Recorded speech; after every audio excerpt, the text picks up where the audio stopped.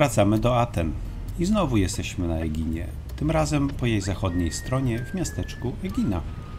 Rzadko udaje się znaleźć miejsce w porcie, ale tym razem się udało. Stanęliśmy przy kei miejskiej.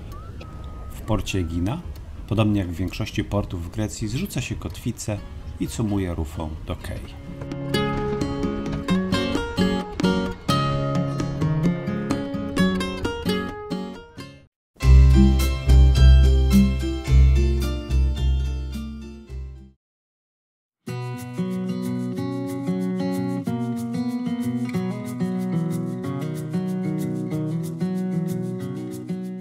Port wydaje się duży, ale tylko część jest udostępniana gościom.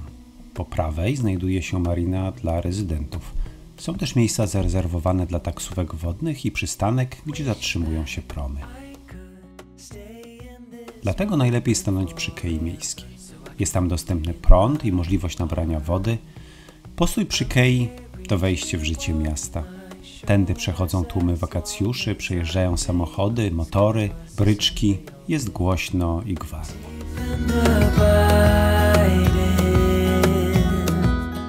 A jak to się z tą Eginą zaczęło? Stary lubieżnik Zeus uprowadził piękną nimfę Aiginę na ten bezludny skrawek lądu i tutaj spłodził z nią syna Aiakosa. Chłopakowi nudno było tak samemu, więc tata Bóg się zlitował i zamienił mieszkające na wyspie mrówki w ludzi. I tak Aiakos został królem nowego ludu Myrmidonów. Myrmedon? Mrowisko. Wtedy też wyspę nazwał imieniem matki. A dzisiaj? Dzisiaj też tu jak w mrowisku. Mnóstwo wycieczkowiczów, Ateńczyków, którzy korzystają z bliskości wyspy i przyjeżdżają na weekend. Miasto szczególnie ożywa wieczorem, kiedy wszyscy wylegają na ulicę. Tutaj uliczki nie są tak wąskie i zawiłe jak na Cykladach, ale też zdarza się zgubić. Niedaleko portu jest targ rybny, który otaczają tawerny. Nie każdy ma ochotę tam jadać z powodu mocnego zapachu ryb. W uliczkach mnóstwo sklepików z ubraniami, biżuterią, słodyczami.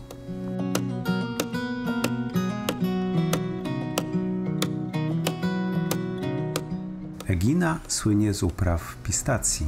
Drzewa pistacjowe sprowadzono na wyspę z Syrii ponad 100 lat temu, kiedy tutejsze winnice zostały zniszczone przez plagę mszycy filoksery. A że nie ma tego złego, co by na dobre nie wyszło, dziś mamy na Eginie szalony wybór produktów na bazie pistacji, lody, czekoladki, ciasteczka, musy i pistacje w miodzie.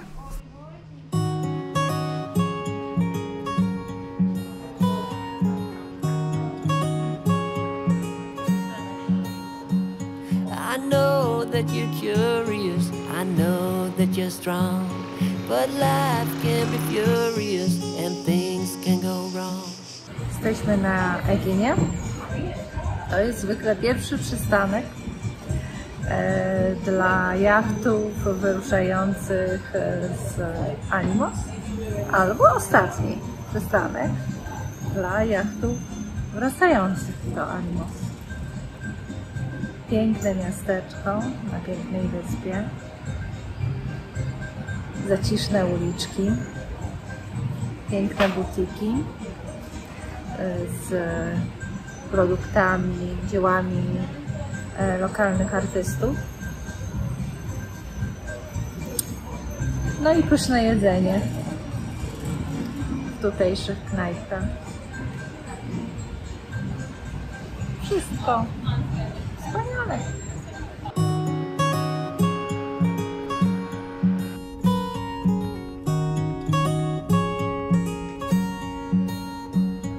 I know that you're curious, I know that you're strong, but life can be furious and things can go wrong. You go, we're better off tomorrow, but who knows, if we get joy or sorrow. W porcie wita przybyszy urokliwy kościółek świętego Mikołaja.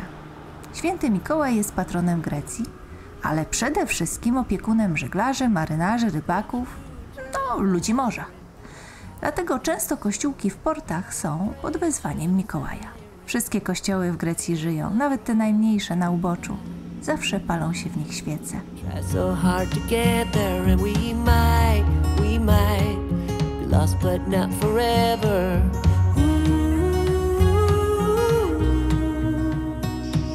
Wieża Markelos, wybudowana w 1802 roku, pełniła kiedyś rolę budynku rządowego. Okazały kościół Maryi Dziewicy stoi przy nabrzeżu. Widoczny jest z daleka. Robi wrażenie. It takes a bit of suffering, sleepless nights and wandering before you make it safely to the end. Częstym widokiem w okolicy portu są bryczki. To taka miejscowa atrakcja turystyczna.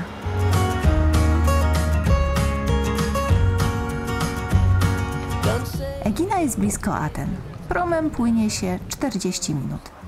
Dlatego dociera tu wielu turystów i jednodniowych wycieczkowiczów. Przypływa więc dużo promów. Dla nas tawerny to nie tylko jadło i napitek, ale też miejsce pracy. Zwykle korzystamy z okazji, że można się podłączyć do prądu i jest internet.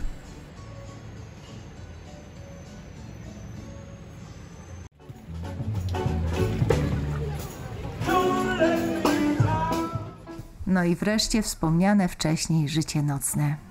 Egina po zmroku kwitnie, a my, przycumowani do miejskiej kei, wdychamy tę kwiecistość.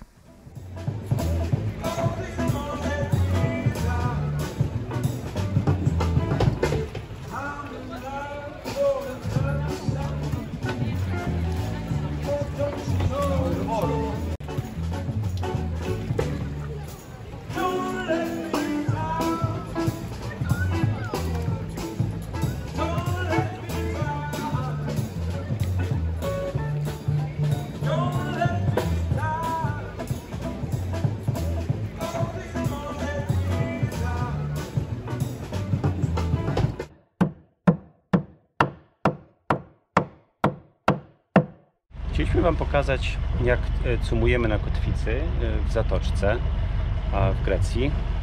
To się zdarza bardzo często, bo albo nie ma miejsca w porcie, albo po prostu chcemy sobie spędzić noc w miłej zatoczce bez prądu, unplugged i sobie posiedzieć, posłuchać cykat. Więc to, co my zwykle robimy, to oczywiście wyrzucamy odbijacze na wszelki wypadek. No i to, co robimy, no to szukamy, skąd wieje wiatr. Wiatr wieje teraz z tamtej strony, w związku z tym ja skieruję się pod wiatr. Mam prędkość około 2 węzłów. A głębokość tutaj jest około 10 metrów. W zasadzie nie, jest nawet nie, jest 6 metrów. W związku z tym Agnieszka wyrzuci trochę kotwicy. Zwykle przyjmuje się, że to minimum to jest 3 razy głębokość, no ale im więcej, tym lepiej zawsze. No z jednym zastrzeżeniem, że jeśli jest tłok oczywiście, no to trzeba uważać na długość kotwicy, ale o tym za chwilę. Więc ustawiłem się teraz do wiatru, jestem na luzie, no i powoli daję do tyłu.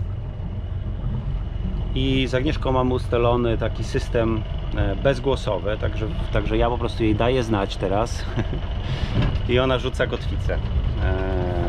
Ja teraz daję do tyłu po to, żeby ta kotwica mogła się położyć i jednocześnie obserwuję Agnieszkę, ile tego łańcucha już zostało wydane i Agnieszka po prostu będzie pokazywać 1, 20, 30, 40 i tak dalej.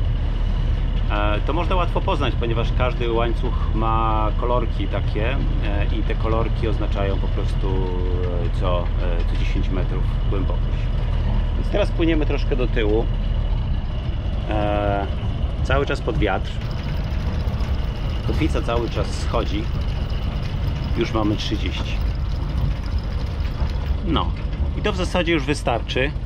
Ja Agnieszce daję znak, żeby już przestała, więc ona przestała, zrobiło się cichutko. No i teraz mamy 30 metrów kotwicy, mamy głębokość, to akurat jest około 7 teraz. I to, co trzeba zrobić, no to trzeba oczywiście sprawdzić, czy ta kotwica trzyma, tak? Najlepiej trzyma oczywiście na piasku, no ale nie zawsze jest piasek. Po to, żeby kotwicę można było sprawdzić, czy kotwica trzyma, no to po prostu dajemy dość mocno do tyłu. obrotów może być 1000, może być nawet 1500. I metoda najlepsza jest taka, żeby sprawdzić, czy łódka się porusza do tyłu, czy nie. No bo chcemy, żeby łódka się nie poruszała. No to trzeba po prostu obrać sobie jakiś punkt na łódce. Na przykład może to być taka rurka od Bimini. Trzeba obrać sobie punkt na brzegu. No i sprawdzić, czy te dwa punkty, czy te dwie rzeczy się względem siebie poruszają. W naszym przypadku się nie poruszają, no ale dodajmy jeszcze troszeczkę do tyłu. Stoimy. I stoimy. No więc oczywiście teraz nie zrobię tego w taki sposób, że wrzucę na luz, tylko będę powolutku zmniejszał ciąg do tyłu. No bo gdybym wrzucił na luz, to oczywiście jakby wyprysnął do przodu, wystrzelił. No a tego nie chcemy. Więc powolutku zmniejszam bieg.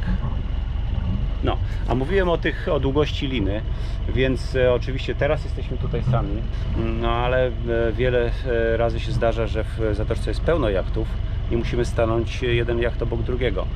No więc ważne jest, żeby pamiętać, że jachty myszkują w taki sam sposób. Myszkują, czyli ustawiają się do wiatru w taki sam sposób. Więc jeśli jacht przed nami ma długość łańcucha podobną do naszego, w związku z tym on się przekręci mniej więcej po takim samym promieniu i my nie będziemy się rozbijać, tak? Gdy będzie taka sytuacja inna, że jeden jacht będzie miał łańcuch krótki, a drugi długi, no to oczywiście te promienie będą większe i jachty będą myszkować w taki sposób, że będą mogły o siebie zahaczać. Jak się zorientować? No to nie jest proste. No można zapytać, ile metrów łańcucha ktoś wyrzuci, po prostu wyrzucić tyle samo. No trzeba po prostu obserwować i silnik mieć przez jakiś czas jeszcze włączony, po to, żeby można było reagować na sytuację, tak? Gdy zobaczymy, że nasz jacht idzie nie w tą stronę i być może się z czymś zderzy, no to trzeba po prostu wtedy reagować. No ale nikomu temu nie życzymy. No i ja wrzucam teraz na luz i tak stoimy.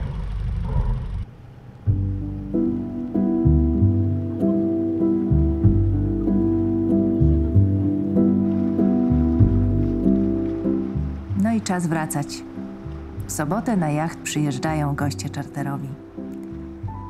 My przyjedziemy za niecałe 2 miesiące. A tymczasem bywa i druso.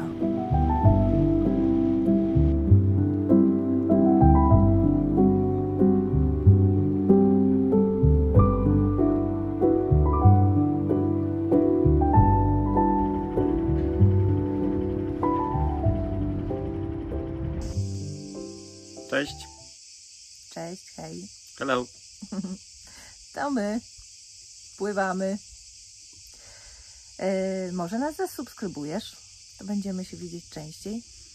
To nam bardzo pomoże. Dzięki. Dzięki.